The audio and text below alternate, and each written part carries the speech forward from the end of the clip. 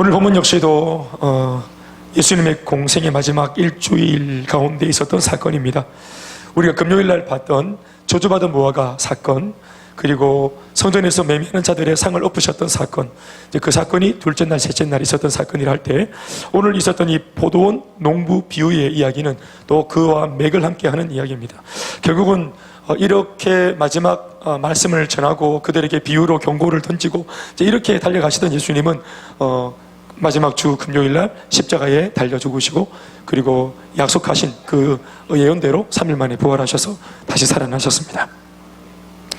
오늘 우리는 부활절을 맞이하고 있지만 예수님께서 십자가에 돌아가시기 직전에까지 꼭 전하고 싶어 하셨던 그 메시지가 뭔지를 우리가 말씀을 듣고자 합니다. 거의 숨지기 전에 던진 메시지니까 그 말씀은 거의 당부의 말씀, 또 부탁의 말씀, 어떤 면에서는 또 생각을 좀 해봐야 되는 그런 경고의 말씀들이 아니겠는가 싶습니다. 오늘 따라하겠습니다. 포도 농부의 비유. 포도 농부의 비유의 말씀입니다. 한 사람이 농부들에게 엄청난 혜택을 제공했던 이야기. 한 사람이 농부들한테 엄청난 혜택을 무상으로 공급해주고 제공했던 이야기, 이것을 우리가 들었습니다. 그것도 다름 아닌 이 비유를 하신 분은 예수님이십니다. 예수님이 특별히 들려주고자 했던 특정 인물들한테 이것을 비유로 말씀하셨고, 그리고 그 비유의 말씀을 오늘 우리가 다시 이 목사님을 통해서, 목회자를 통해서 여러분들도 이 비유를 듣습니다. 자, 여러분들은 오늘 우리가 읽은 이 비유의 말씀의 내용이 뭔지 대충 감이 오십니까? 한 사람이 이름 없는 한 사람이 여러 가지 수고를 해가지고 포도원을 만들어서 이 포도원을 농부들에게 주고 타국에 갔다. 그리고는 포도원에 소출이 생길만 할 때 와서 포도 소출을 달라고 말했다. 그런데 농부들이 그렇게 그 말을 요구를 듣지 않고 막 이렇게 종들을 죽였다, 뭐 이런 얘기들, 심지어는 알을까지 죽였다, 이런 얘기들을 들었어요. 근데 이것이 사건이 아니고 이것이 하나의 비유입니다. 예수님이 하신 비유의 내용이고 실제적인 얘기가 아니라 비유입니다. 근데 이런 비유를 하신 이유는 뭐냐? 그러니까 비유를 하신 것은 비유를 할 만한 실제 모델이 있는 것이죠. 실제 모델이 있기 때문에 비유를 한 겁니다. 하나의 메타포죠. 근데 이것을 전할 때 거기에 사실 비유지만 거기에는 굉장히 많은 하나님의 본심, 예수님의 본심이 많이 담겨 있습니다. 우리가 이 말씀을 왜 예수님께서 그냥 뭐 은혜 정도 받아라, 교훈 정도 받아라, 이 비유를 풀어내면은, 해석을 하면은 너희들이 은혜 받을 거다, 이런 정도의 말씀이 아니고 당신의 목숨이 경각에 놓여 있는 십자가 죽음을 목전에 놓고 하신 비유의 말씀이니까 이 말씀은 단순히 은혜 받아라, 좀 깨우쳐라, 이런 정도의 말씀이 아닙니다. 거의 좀 심하게 표현하면은 거의 경고입니다. 그리고 이미 이 경고에서 그들이 벗어날 길이 없을 지경이 된 사람들을 놓고 앞으로 너희들이 이런 운명이 될 거다, 이런 운명이 되고야 말 거다, 이러면서 이제 거의 뭐 그들이 돌이킬 수 없는 지경에 있는 그들을 놓고 전한 말씀이라고 봐도 무방합니다. 그러니까 이 말씀은 사실 굉장히 섬뜩한 말씀이에요. 그렇지만 오늘 우리들에게 주시는 말씀으로 알고 한번 받아보겠습니다. 한 사람이 농부들에게 엄청난 혜택을 제공한 이야기를 오늘 예수님께서 들려주십니다. 이 이야기는 비유입니다. 당시의 시대상을 담고 있는 비유 말씀입니다. 그러나 짧은 이 예수님의 비유 속에는 이스라엘 백성들을 향한, 그 당시 그 시대에 살고 있던 유대인들을 향한 하나님의 애끓는 마음이, 주 예수님 3년 반 동안이나 그들에게 말씀을 전하고 직접 복음 사역을 했던 그 예수님의 마지막 절규가 담겨있는, 애끓는 마음이 담겨있는 메시지입니다. 세상 그 누구도 알지 못하는, 또 경험할 수도 없는 그토록 놀랍고도 눈부신 은혜를 한 몸에 받고 있으면서도 그 은혜를 주신 하나님의 마음을 외면하고는 멸망의 길로 달려가려고 하는 그 당시 유대인들에게, 그 이스라엘 백성들한테 오늘 예수님께서 당신의 애타는 마음을 전하고 계시는 내용이 비유에 담겼습니다. 아까도 말했지만 이스라엘 백성들한테 전하는 말씀이에요. 무엇보다 제가 수식을 했지만 그 당시 유대인들은 하나님의 택함받은 선민입니다. 선택받은 백성, 선민. 그러니까 이 세상 지구촌에 하나님의 유일무이한 혜택과 은혜와 축복을 그냥 자기들이 독점하고 있다시피 하는, 아주 그냥 하나님으로부터 편애를 받고 있는, 그래서 많은 이방인들로부터 부러움을 사고 또 이 시기심을 사는 그런 축복을 강력하게 받고 있는 복된 민족이었어요. 그런데 이렇게 어마무시한 복을 받고 있음에도 이 복이 너무 익숙하니까 이 가치를 모르고 자기 마음대로 이렇게 가치절하에서 살고, 심지어 은혜를 가치절하에 사는 뿐만 아니라 아주 그냥 하나님 앞에 아주 모욕적인 삶을 살아가는, 하나님을 가슴 아프게 만드는 이런 삶도 그들이 서슴지 않고 살았던 사람들이에요. 물론 그 잘못된 삶을 바로잡기 위해서 예수님이 이 땅에 머물러 오셨고요.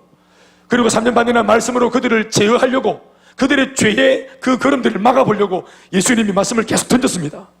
그런데 돌이킨 사람도 있지만 소수고, 대부분의 사람들은 거침없이 예수님이 왔든지 말았든지 자기의 길을 가고 있었습니다. 그러다가 이제 예수님이 이제 마지막 십자가 앞에 서는 그 목전까지, 그 시각까지, 그러니까 예수님이 십자가를 딱 치게 되면은 그 당시 유대인들한테는 거의 기회가 없는 겁니다. 회개할 기회가 없는 거예요. 그러니까 예수님의 죽음 앞에 서 있는 당신의 이 시한부는 곧 이스라엘 백성들이 회개하는 기회의 시한부였습니다. 비유 그 자체를 주목해 보겠습니다. 1절 말씀을 다 같이 읽어보십시다. 1절 말씀에 거의 80%가 들어있습니다. 자, 읽어봅시다. 다 같이 시작.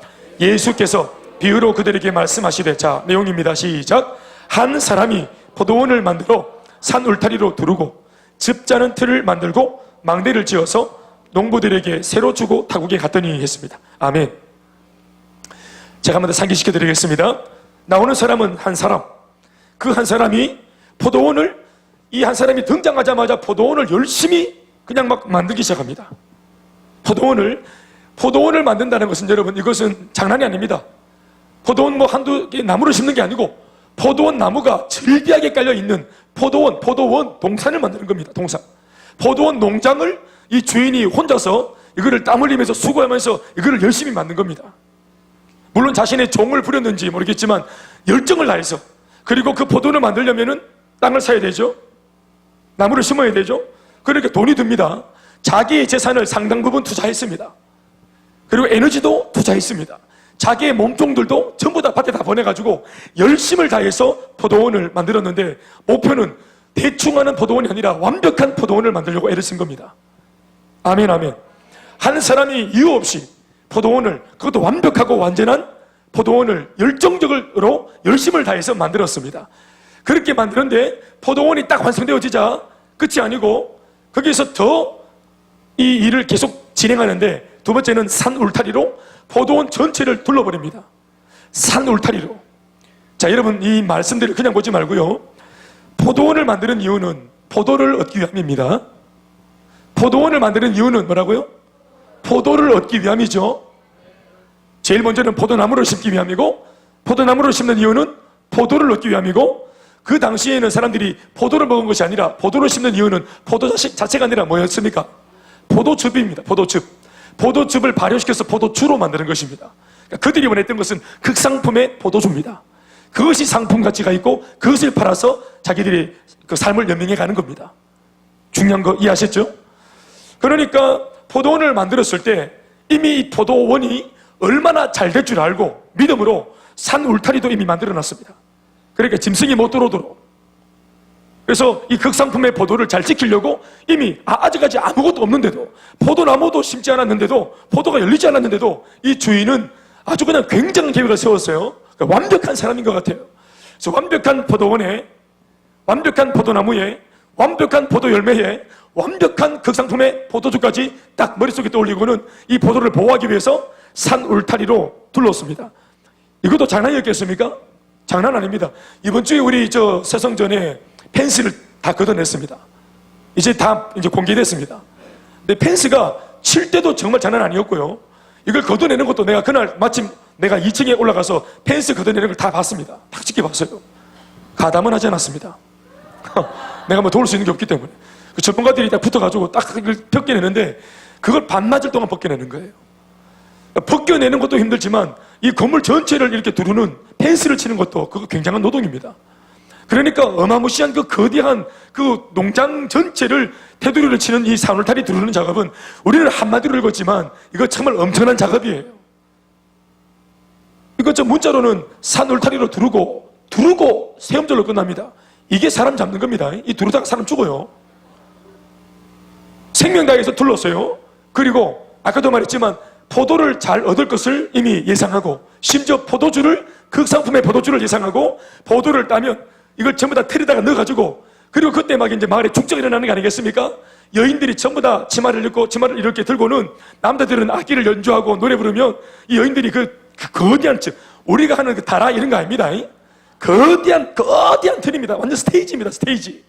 거기에 완전히 한 해 농사를 다 부어가지고, 그리고 막 여자들이 춤을 추면서 막 이렇게 하면서 그 포도를 밟는 거예요. 춤을 추면서.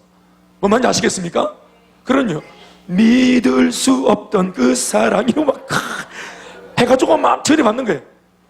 그래가지고 지글지글 진리게가지고 이걸 즙으로 만들고 발효시켜서 포도주를 만드는 겁니다. 그러니까 이미 이것이 극상품의 포도주가 될 거다 예상하고 즙 짜는 틀도 만들었습니다. 그리고 나중에 이렇게 만들어 놓은 것을 혹시나 도둑이 훔쳐갈까봐 지키기 위해서 높은 망대도 만들어 놓았습니다. 망대라고 하는 것은 높은 곳에서 적이 오나 안 오나 감시하는, 도둑을 감시하는 곳이 망대입니다. 한 사람이 포도원을 만들었어요. 산 울타리로 둘렀어요. 즙자는 틀을 만들었어요. 망대를 지었습니다. 그렇게 힘쓰고 애써 만든 이 완벽하고도 완전한 포도원을 한 사람이라 이름하는 이 사람이 농부들에게 일방적으로 줘버립니다. 그리고 본인은 타국으로 떠나버립니다. 이 내용은 사실이 아니고 예수님의 비유입니다.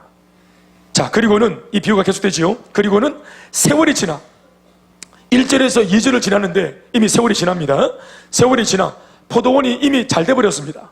그리고 그 포도원의 소출이 예상대로, 주인의 예상대로 많아졌습니다. 그리고 풍성한 결실을 맺자 타국에 가 있던 이 포도원의 본 주인은 자신의 몸종을 농부들에게 보내서 포도원 소출 얼마를 요구합니다. 2절 말씀 다 같이 읽어보십시오. 다 같이 시작. 때가 이르매, 때가 어느 때입니까?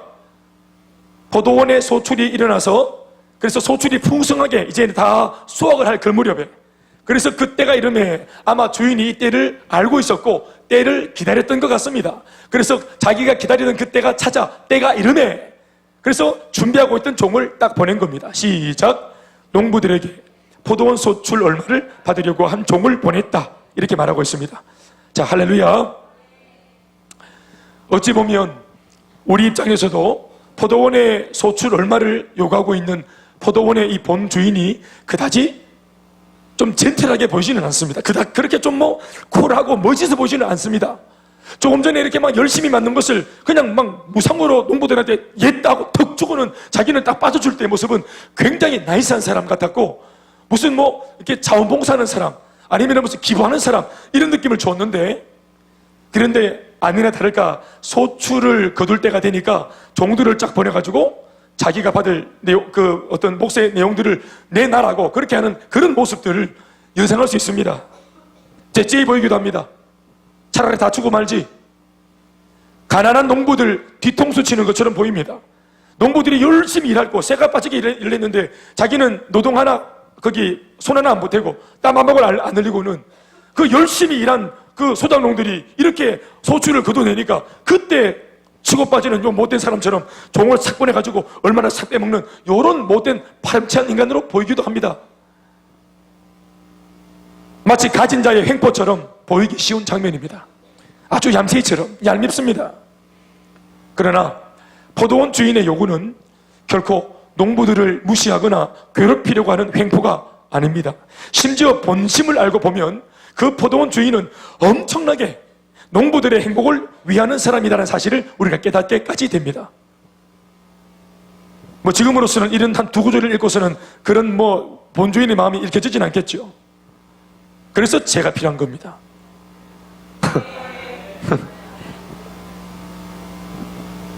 저 사랑해 주세요. 포도원 주인이 포도원 소출의 얼마를 요구한 본심은 다음과 같습니다. 첫 번째는 본 주인이 있음을 항상 자각하고 있게 하려는 것입니다.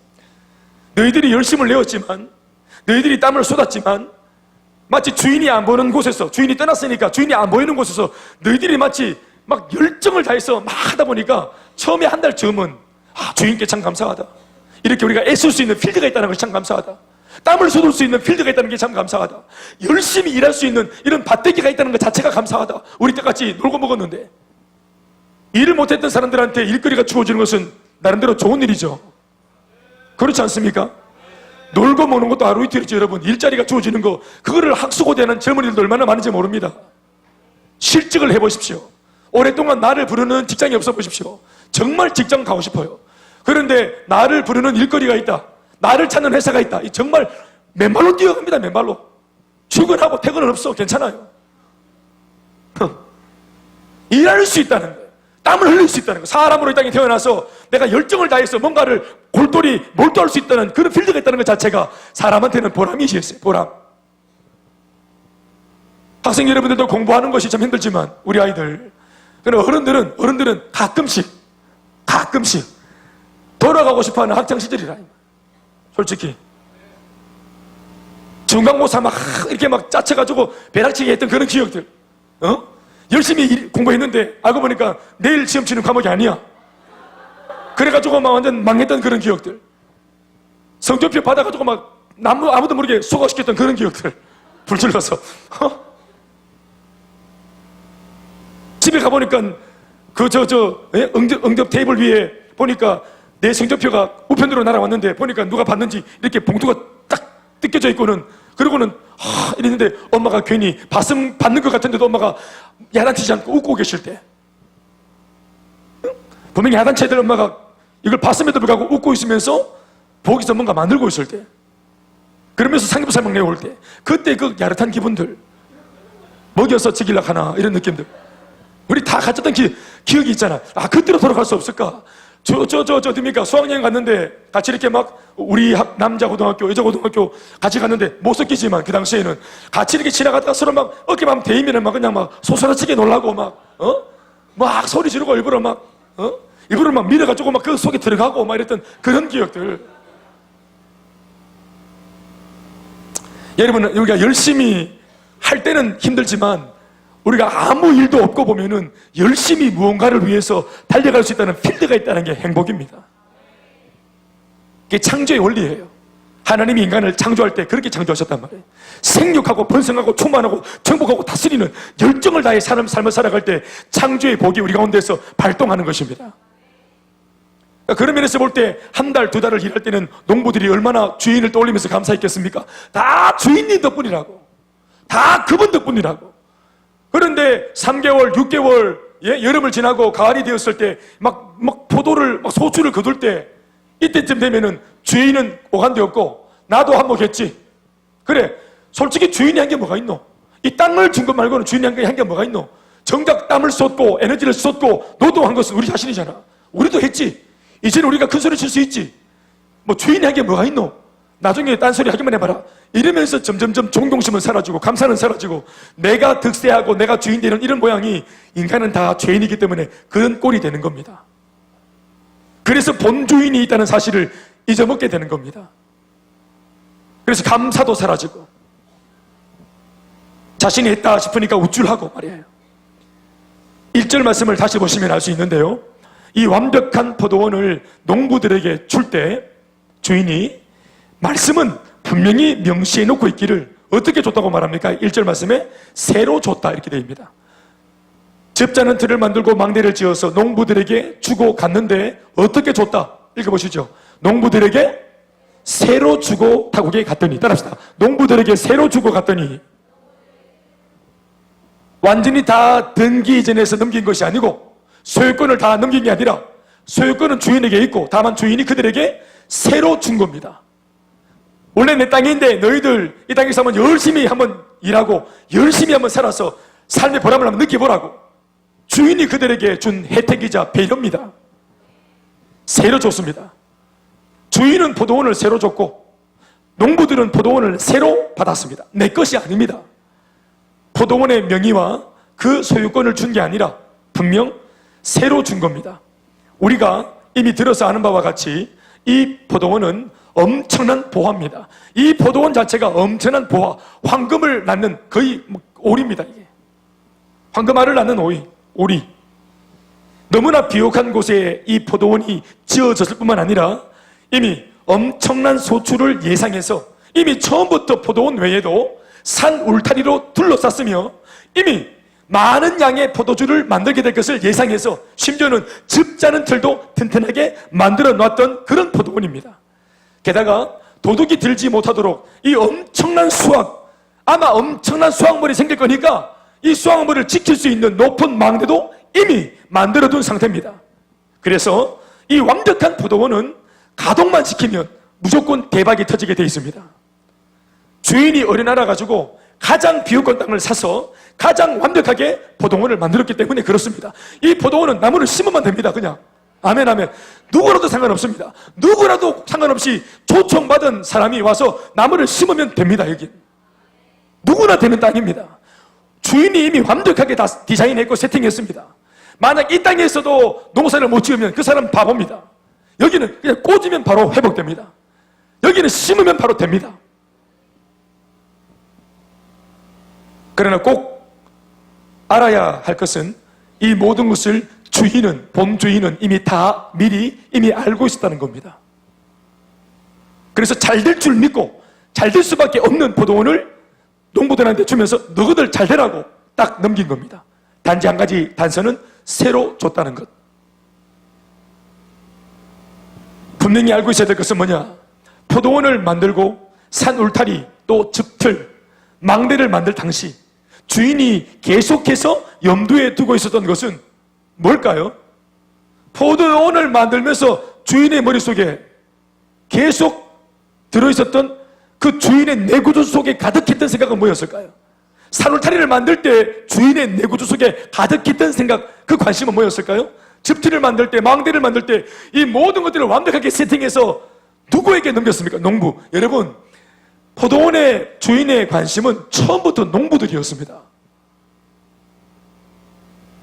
주인의 관심은 포도원의 소출이 아닙니다.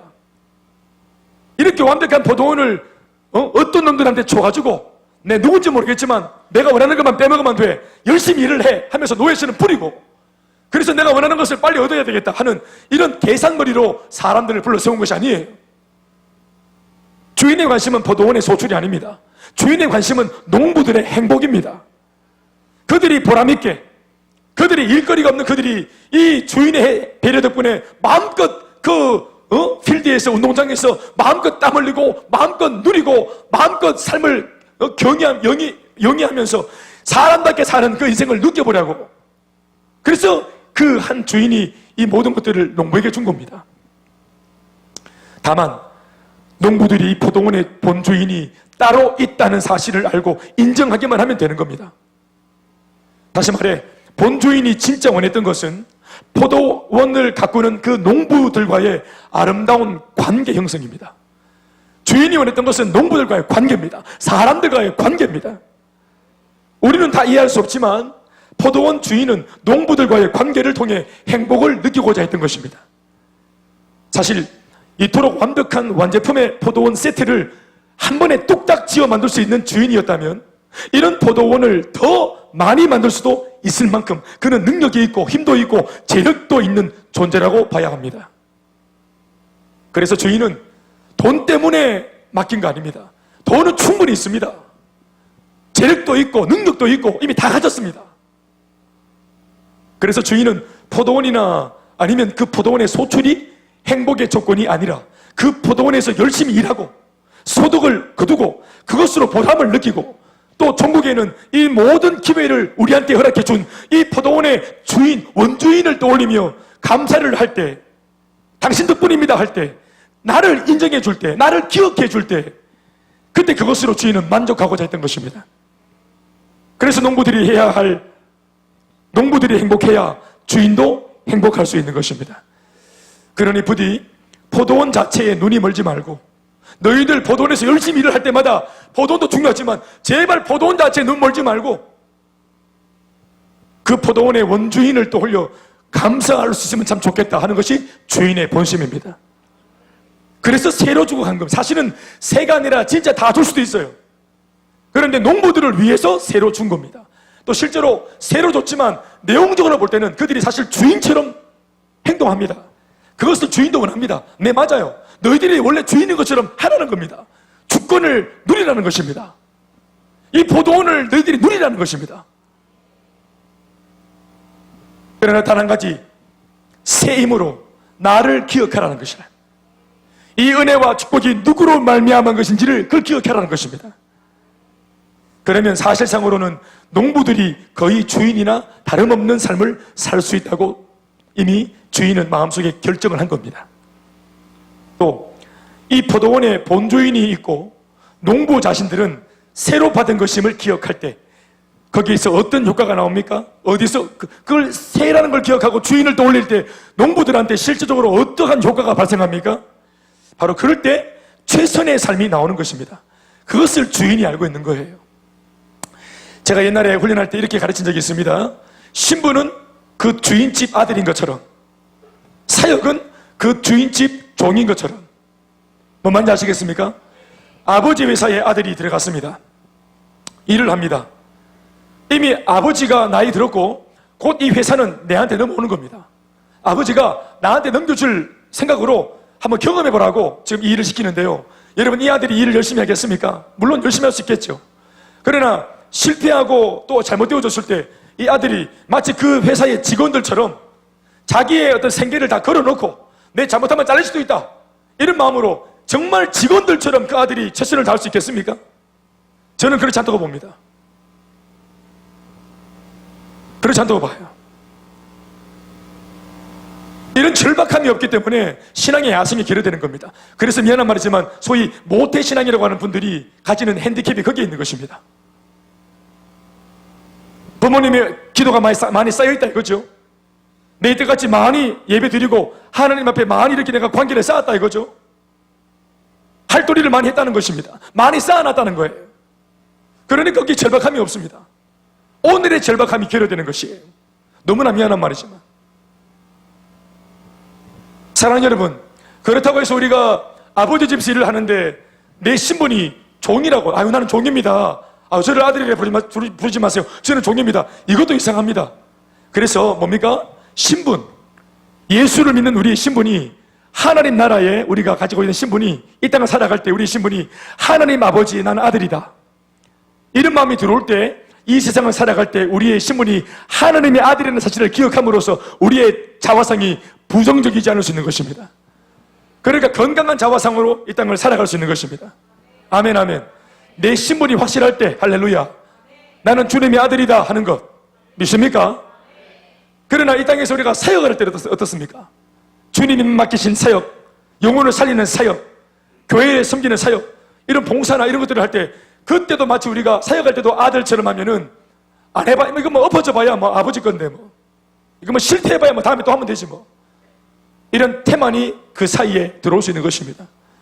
그러나 우리 아버지 집에 내가 녹을 받는 일꾼인 것처럼, 종인 것처럼, 내가 이거 정말 내 생명줄 걸렸다 하는 마음으로 종처럼 열심히 사역하는 그 열정이 아들한테는 결여될 수 있는 겁니다. 그래서 이것을 잘 구분해야 되는데, 우리의 신분은 언제나 하나님의 아들인 것처럼, 사역은 언제나 아버지 하나님 집에 부름받은 종인 것처럼, 그래서 때로는 평안함을 가지고 때로는 자신감을 가지고, 그러나 사역을 할 때는 불같은 열정으로 생명다해 달려갈 수 있는 그러한 모습이 구분되어져야 할 줄로 믿습니다.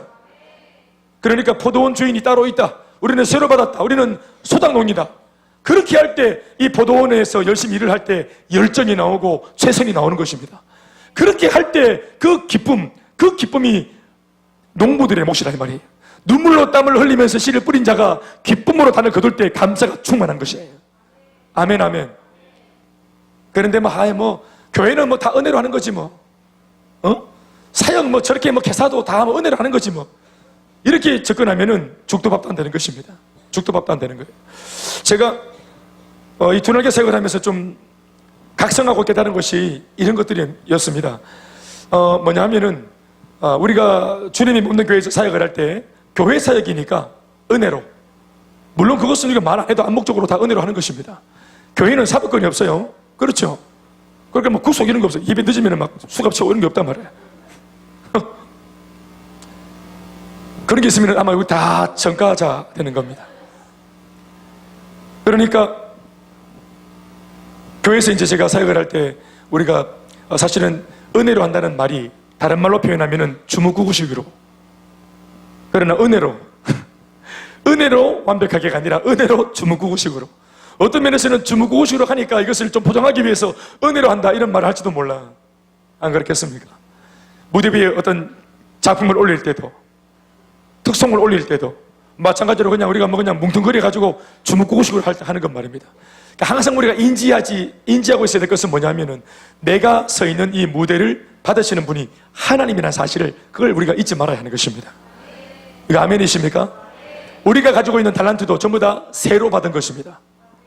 내가 가진 돈도 명예도 능력도 젊음도 다 주님으로부터 우리가 다 어떻게 받은 것입니까? 새로 받은 겁니다. 새로. 아멘 아멘. 이것에 본 주인이 있는 것입니다. 아멘이십니까? 그래서 이것을 들고 내가 새로 받았다, 주인이 있다, 본 주인이 있다 할 때 우리가 가진 달란트로, 에너지로, 또 이 젊음으로 주신 그때의 열정을 다해서 주 예수를 믿을 수가 있는 것입니다. 아멘이십니까? 예배도 마찬가지일 수 있겠죠. 다음 주일 보장할 수 있습니까? 다음의 예배를 보장할 수 있습니까? 우리가 조양호 회장이 그렇게 미국에 건너갔다가 그렇게 70 나이에 깜짝같이 그렇게 지병으로 세상을 떠날지 어떻게 알았겠습니까?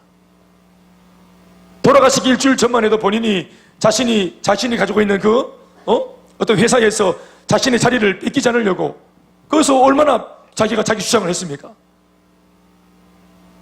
그런데 투표에서 밀려가지고 완전히 그냥 아웃이 돼버렸잖아요.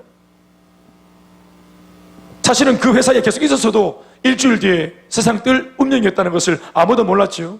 그러나 내가 가지고 있는 기득권을 놓치지 않으려고 그렇게 참 분통 터진단 말하면서 애를 썼는데, 애를 복고 했는데 정말 참 이렇게 어이없이 그냥 밀려나는 정도가 아니라, 한국에서 미국 가는 정도가 아니라 그냥 이 땅을 떠나버렸습니다. 모두에게 항상 기회가 있는 것이 아닙니다. 새로 주신 겁니다. 새로 주셨다는 말은 그분이 언제든지, 원주인이 언제든지 우리에게 내준 새를 다시 요청할 수 있다는 것을 염두에 두라는 것입니다. 주인이 있다. 네 생명의 주인이 있다. 사랑하는 여러분, 이 비유를 풀면 어떻게 됩니까? 먼저 조금만 풀어보고 들어갈까요? 포도원은 여러 가지로 해석할 수 있습니다. 포도원은 1차적인 해석은 이스라엘을 말하는 것입니다. 이사야 5장에 보면은 극상품의 포도를 결실하는 포도원을 이스라엘로 대놓고 그렇게 하나님이 말씀하신 적이 있습니다.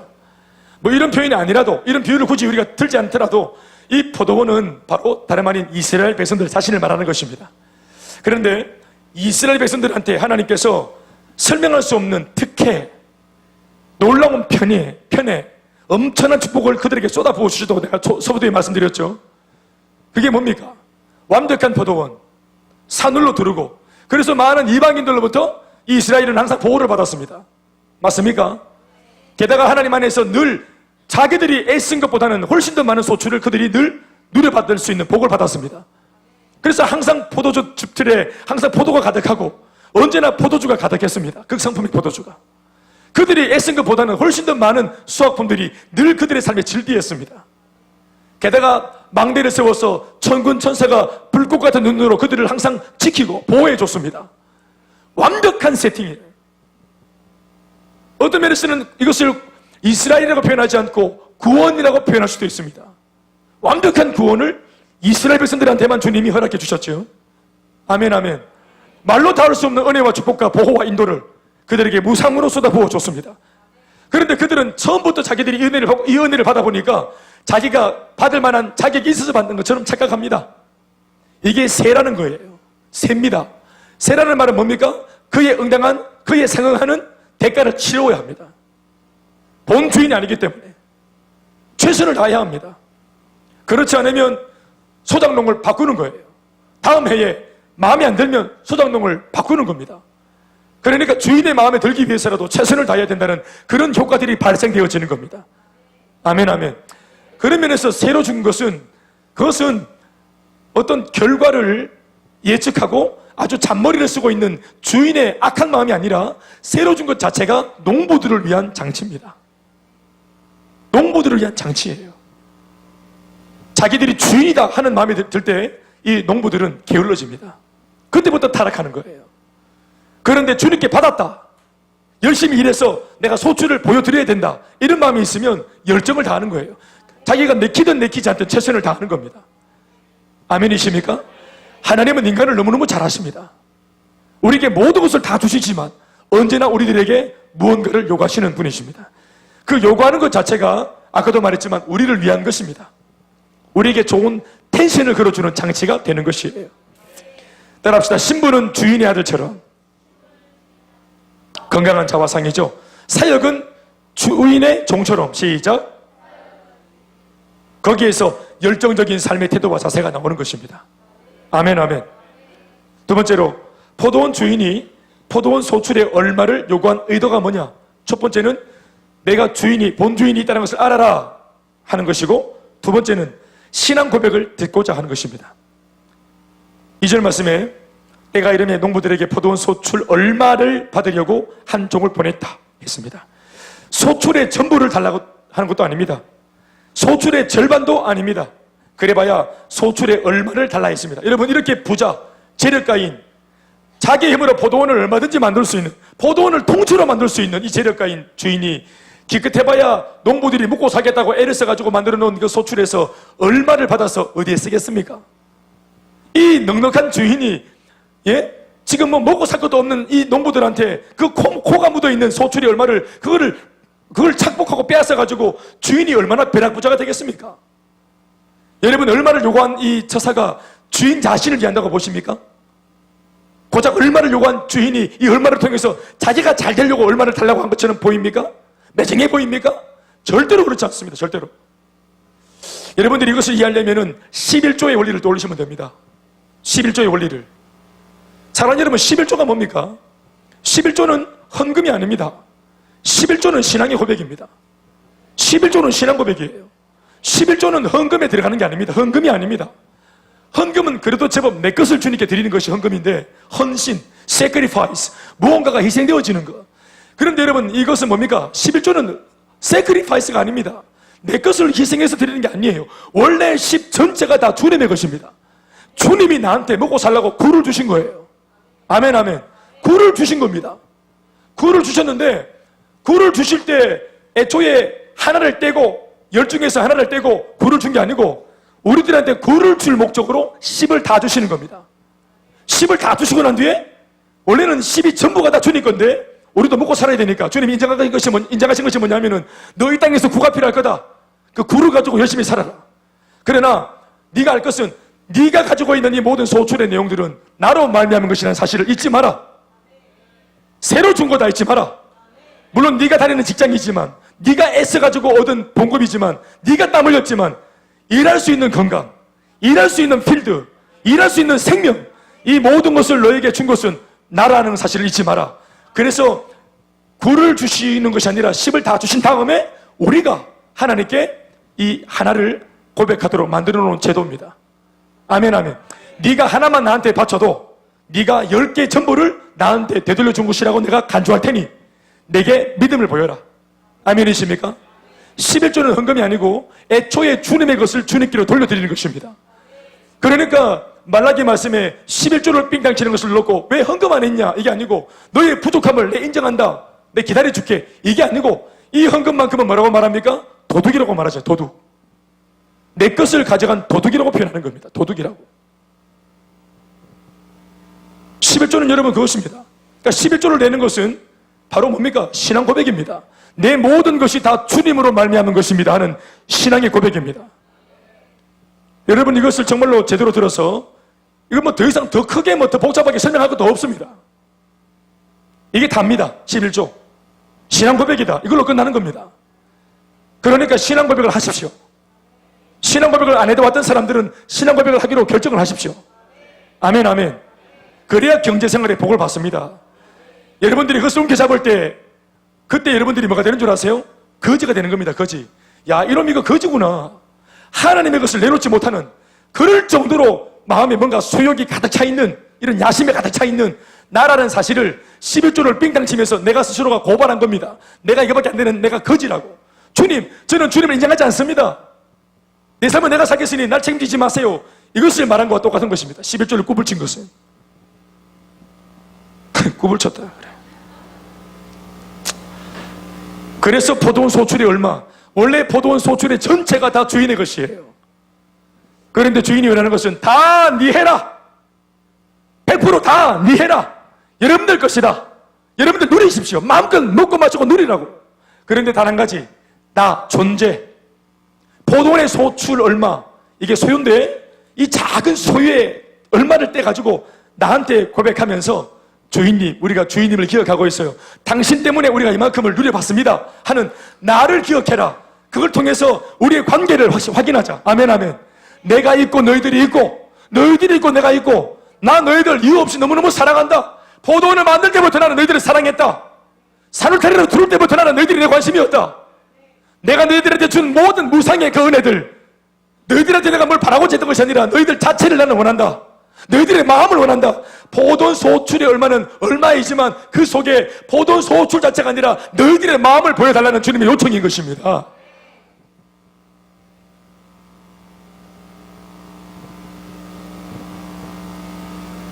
별것도 아닌 거예요, 사실은.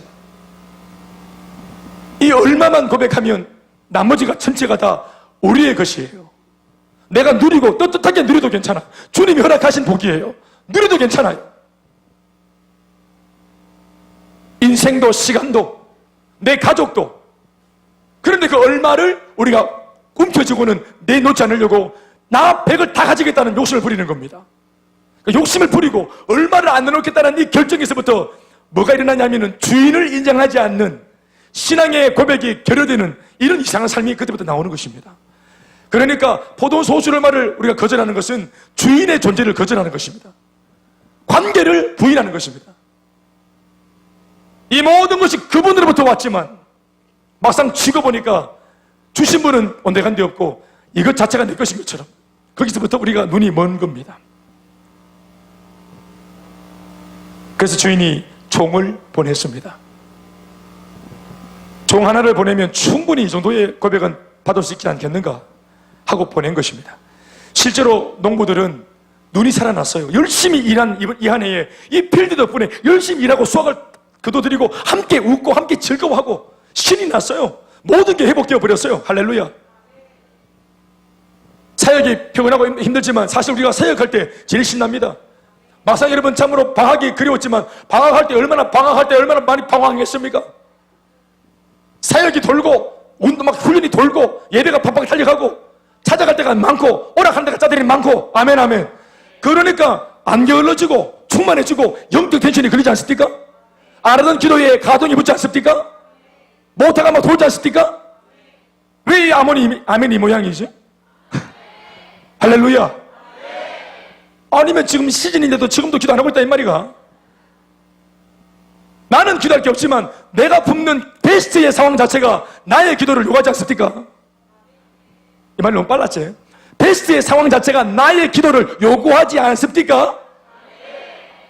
간절히 기도해야 될 필요성을 나는 내 개인으로 봐서는 간절히 기도할 것이 없는데 베스트의 상황 자체가 나와 연루되어 있는 그 베스트의 상황 전체가 나의 간절함과 기도와 금식과 몸부림침과 철야기도와 새벽기도를 요구하지 않습니까? 그 바람에 안 하던 기도하고 그 바람에 안 보던 말씀을 보고 그 바람에 안 하던 헌신을 하니까 그 덕분에 그 문제 만난 베스트 덕분에 내가 살아났습니다. 이 포도원 덕분에 할 일거리 때문에 내가 살아나는 것입니다. 그것이 포도원을 주신 주인의 의도라는 말이에요. 금요일날 받았던 말씀을 잊지 마십시오. 그럼에도 불구하고 이렇게 혜택을 줘도 나는 못합니다. 안 합니다. 지금은 때가 아닙니다 하고 우기면 안 한다는 사람한테 주님은 못하게 하신다. 헌신 안 하겠다는 사람한테 평생 헌신할 일이 없도록 만들어버리십니다. 평생 손가락 빨면서 교회 안에서 수혜자가 되어서 다른 사람들 간증 쓸 때 박수나 치고 앉아있고 그걸 평생을 성장이 없고 변화가 없고 나중에 자식들이 커서 지금은 어리지만 나중에 커서 자식들이 이렇게 말합니다. 아빠한테 아빠가 예수 왜 그렇게 믿어? 아빠가 이상한 신앙을 가졌네?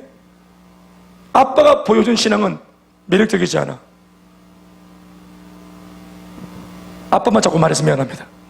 엄마가 보여준 신앙 매력적이지 않아. 그래서 시집갈 때 남편감으로 고르는 그 내용, 그 종목들을 들여다보면 신앙이 없어요.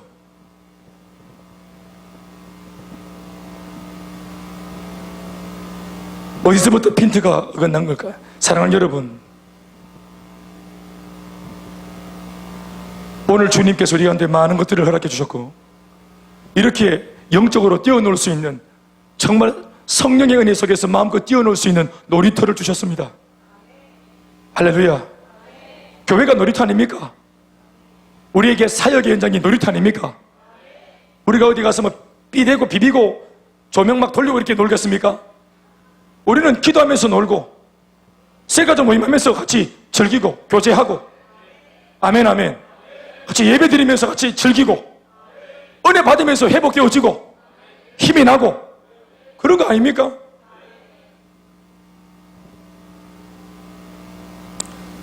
만약 예배가 뒤다 이런 사람들은 천국 정말 마음 단디 잡수고 가셔야 됩니다. 천국은 영원한 예배입니다. 인내성이 있고 피해성이 없다는 사실을 기억하시기 바랍니다.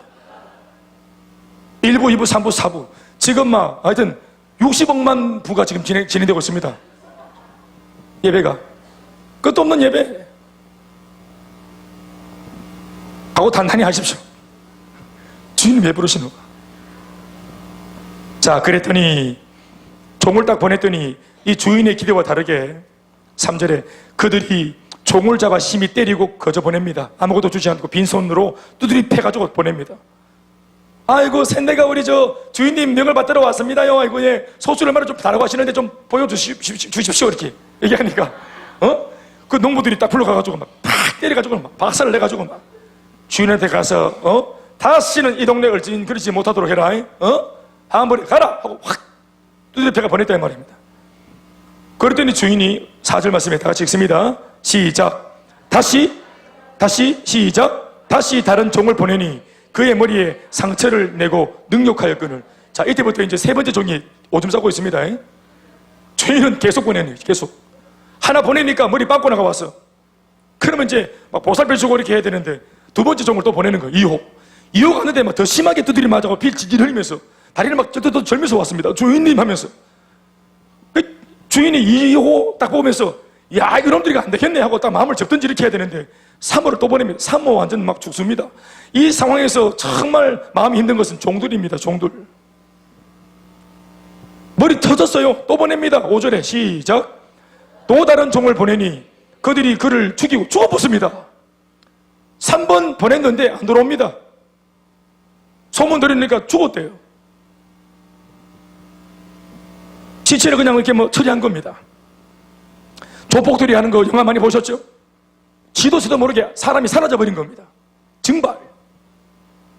그리고 또 5절 후반부에 또 그 외 많은 종들도 보냈는데 더러는 때리고 더러는 죽인 줄. 이게 장난입니까? 우리는 쉽게 때렸다 죽었다 이렇게 말하지만 이거 전부 다 엄청난 사이면 사건들입니다. 검찰 따야 돼. 연쇄살인범이에요. 맞습니까? 그 포동원의 비밀, 수많은 사람들이 증발되었다는 것, 그것이 알고 싶다 이런 데서 와야 되는 거예요. 이 무시무시한 농원입니다. 굉장히 아주 공포스러운 농장이에요. 여기 가면 사람들이 증발돼 버리는 거예요. 예. 제가 이 말씀에서 눈여겨보는 것은 뭐냐면은 종들도 종들이고 주인도 주인인데 무엇보다 주인입니다. 끈질기게 종들을 계속 보냅니다. 여러분, 종은 주인의 전권을 위임받아서 가는 대사입니다. 그가 대사예요. 주인의 전권을 위임받아서 가는데 겉모습은 종이지만 주인의 전권을 행사하는 겁니다. 그러니까 종을 대우하는 것은 농부들이 주인을 대우하는 것과 같은 거예요. 그러니까 주인을 지어받고 주인을 해코지하고 주인을 죽인 겁니다. 그러니까 존경심, 주인을 인정하는 것, 관계를 형성하는 것, 이런 것은 찾아볼 수가 없어요. 이미 없어요. 아마 주인이 가서도 이런 짓을 했을 겁니다. 여러분들은 끊임없이 종들을 보내는 이 종이 무엇을 말하며 그 종들을 보내는 이 주인이 무엇을 말한다 생각하십니까? 그리고 보내는 종마다 두드려 패고 학대하고 학살하고 죽여버리는 이 행위는 무엇을 의미한다고 보십니까? 이것이 바로 오늘 지금 우리의 교회 안에서도 일어나고 있는 이것이 작태입니다. 하나님은 농부와 같은 우리들에게 끊임없이 신앙의 궤도 안으로 다시 돌아와 관계를 회복하자고 하나님께서 첫 번째는 종을 보내실 때 말씀을 보냅니다. 때로는 성령의 감동을 우리 마음속에 보내십니다. 기도응답을 통해서 내가 너를 기다리고 있다는 사실을 주님이 우리에게 알려주시는 그런 기도응답이라는 종을 보내십니다. 믿음에 좋은 기도 많이 하는 그런 경건한 자들을 우리 집에 신방을 보내가지고 깨닫지 못하고 있을 때 신방을 통해서 내게 다시 한 번 더 경종을 올리고 마음을 올리고 회복해보자고 내 마음에 울림을 주는 그런 종들을 주님이 보내십니다. 오늘 주인이 끊임없이 보내고 있는 것은 말씀, 수많은 깨달음의 성령의 감동들, 우리가 무수히 아멘으로 외쳤던 그 많은 깨달음들, 내게 찾아와서 기도해 주던 많은 사람들의 위로와 격려와 권면들, 사랑하는 여러분, 이러한 하나님의 나를 향한 메시지들이 죄다 주인이 보낸 종입니다. 그런데 우리가 그 주인이 보낸 종들을 어떻게 대우해 있습니까?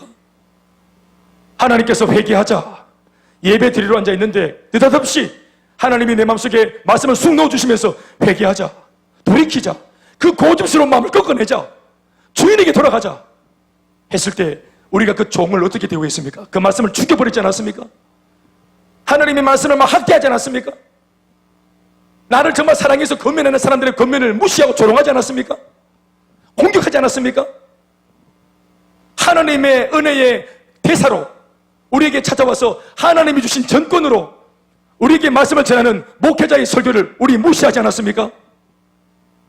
성령의 감동도 내 마음속에 감동이 일어날 때마다 아니야, 왜 이렇게 감동이 일어났지? 울지마, 울면 안 돼, 지는 거야.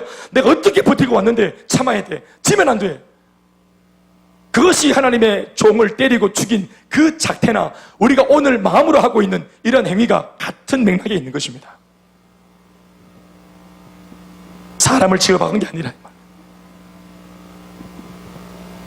성령을 무시하고 말씀을 무시하는 것, 은혜를 무시하고 은혜 가운데 외면하고 등 돌리는 것,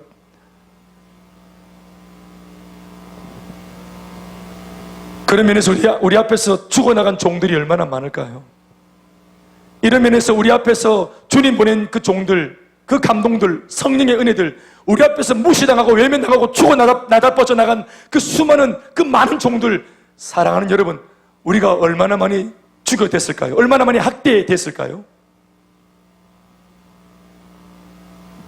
이제는 그런 간접적인 은혜 말고 직접 대사가 아니라 아들이 옵니다. 5절 말씀, 6절 말씀입니다. 시작. 이제 한 사람이 남았으니 곧 그가 사랑하는 아들이라 최후로 이를 보내며 이르되 내 아들은 존대하리라 하였으나, 그러나 참 이런 면을 보면은 하나님이 순진한 것 같아요. 그렇게 당하시는데도 하나님은 우리를 아직 잘 모르시는 것 같아요. 우리가 얼마나 지독한 죄인인 것을 모르시는 것 같아요. 너무 순진한 생각이죠. 이제 하나밖에 남지 않은 나의 독생자, 사랑하는 내 아들을 아버지인, 주인이자 아버지인 내가 내 아들을 농부들한테 보내면 내 아들은 존대하리라, 존경하리라, 내 아들의 말은 들어줄 거다. 이런 말 속에 담긴 게 뭡니까? 앞에서 죽어나다 빠진 종들에 대해서는 묻지 않겠다는 겁니다. 종들에게 행한 행위에 대해서는 묻지 않겠다는 거예요. 따지지 않겠다는 것입니다. 이미 아들을 보낼 때 다 덮겠다는 거예요. 그렇게 하면서 아들을 보낸 겁니다. 그런데 예수님을 이 땅에 보내신 이 아들이 예수님입니다. 이 아들이 예수라고요. 이 비유를 하고 있는 당신 자신, 내가 바로 그 주인이, 포도원의 주인이 보낸 내가 그 집 아들이라는 것입니다.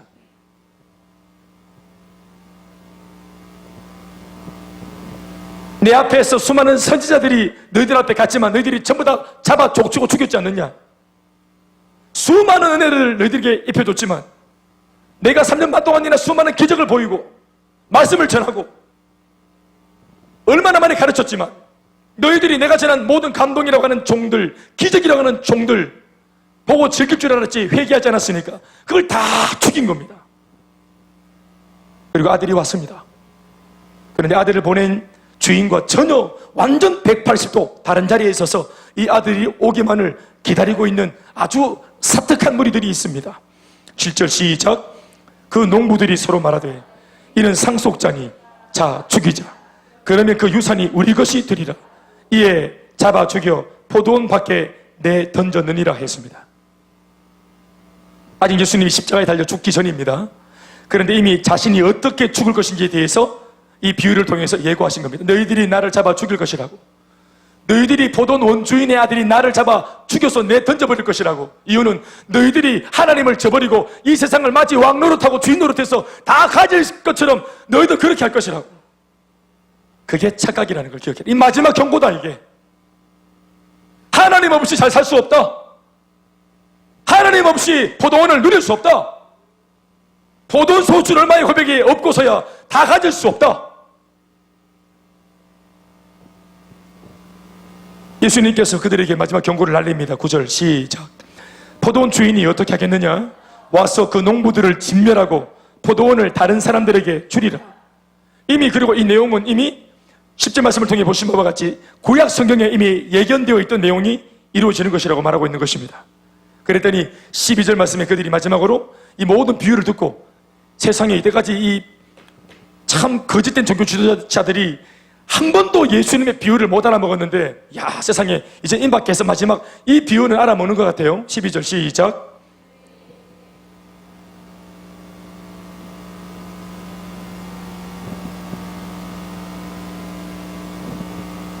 깨달음이 있었으면 회개하는 것이 맞지 않나요? 비유하시는 그 비유의 본뜻을 알았다면 엎드리는 것이 맞지 않나요? 상처가 될까봐 둘러싸 하신 말씀을 알았으면, 그래서 일부러 쿠션을 통해서 그렇게 충격을 좀 완화시켜서 이 말씀을 전해서 또 그래서 알았다면 나를 위한 마지막 배려의 말씀인 줄 알고 엎드렸으면 얼마나 좋았을까요? 그러나 그들은 여지없이 이 말씀과 깨달음 이후에도 예수를 죽이고자 결정을 할 뿐이었습니다. 사실은 바로 이러한 설교를 들으면서 호산나 호산나 했던 사람들이 예수님이 계속 자기들이 원하는 것은 주지 않고 끊임없이 이렇게 자꾸 찌르는 말씀들, 죄를 자꾸 찌르는 말씀들, 이런 것들을 자꾸 전해주니까 등을 돌리기 시작했어요. 그리고 그렇게 돌아선 사람들이 성난 폭동이 되어서 바로 이튿날 예수님을 십자가에 단 겁니다. 말씀을 맺겠습니다. 오늘 이 말씀의 핵심은 제가 개인적으로 묵상할 때는 얼마입니다. 결국은 그 포도원 소출의 얼마를 하나님 앞에 내보이지 못해서 이런 사달이 난 겁니다. 그러면 그 포도원의 소출 얼마가 뭘길래? 우리가 이 포도원의 소출 얼마를 거침없이 내놓기 위해서, 고백하기 위해서 항상 염두에 둬야 할 것은 앞에 있는 우리가 받은 것들입니다. 완벽한 포도원. 이 포도원을 전체를 다 나무가 잘 자라고 열매 맺도록 이것을 보호해주는 둘러놓은 산울타리, 그리고 이미 놀라운 소출이 반드시 일어날 줄 믿는 그 주인의 배려로 우리가 가지게 된 즙들, 그리고 지켜주신다고 말씀하시는 그 망대, 시작부터 끝까지 우리 하나님이 우리에게 주신 이 배려가 완벽합니다. 우리가 주 예수를 믿을 때 주님이 성령을 보내주시고 천군과 천사를 총동원해 주셔서 우리의 삶의 앞, 뒤, 좌우, 위아래 안팎 사명으로 에워싸 우리를 보호하시고, 그분은 주무시지도 졸지도 않으시면서 밤낮 우리를 지도하시고 인도하시고, 밤에는 불기둥과 낮에는 구름기둥으로 우리의 모든 어려움들을 제거하시며 우리를 선한 길로 인도하시는 좋으신 분이십니다. 내가 심지어 지쳐서 기도할 힘마저 없을 때 성령이 탄식하심으로 나를 위해서 기도하시는 이러한 기도의 후원자를 우리는 등에 깔고 있습니다. 우리가 동전 비유할 때마다 하는 말이 뭡니까? 당신이 잡고 있는 이 손을 기억이 안 나 놓을지라도 오늘 잡고 있는 이 손을 당신이 숨 떨어져 죽을 때까지 예수님은 절대로 놓지 않을 것입니다. 우리가 그 약속의 주인공입니다. 우리가 받은 것은 완벽합니다. 이미 앞으로 우리가 완벽하게 살 것이고, 우리 앞으로 예견되어 있는 죽음마저도 우리는 은혜 속에서 아름답게 죽게 될 겁니다. 그리고 그 죽음 이후에 영원한 그 약속의 천국이 우리 눈앞에 펼쳐지게 되는 것을 우리 모두가 경험하게 될 것입니다. 주님의 포도원은 완벽합니다. 우리를 향한 주님의 포도원이 완벽하다고요. 그 포도원에서 얻은 소출, 그 수많은 소출, 그것 중에서 얼마입니다. 여러분, 그 소출, 그 포도원이 잘 됐음으로 인해서 우리가 오늘 내가 있고 우리 가정이 있는 거 아닙니까? 그게 여러분들의 소출 아닙니까? 예수를 믿고 이 은혜의 포도원에 들어와서 여러분들이 누린 회복들이 얼마입니까? 우리가 얼마나 변화되었습니까? 성장하고 있습니까?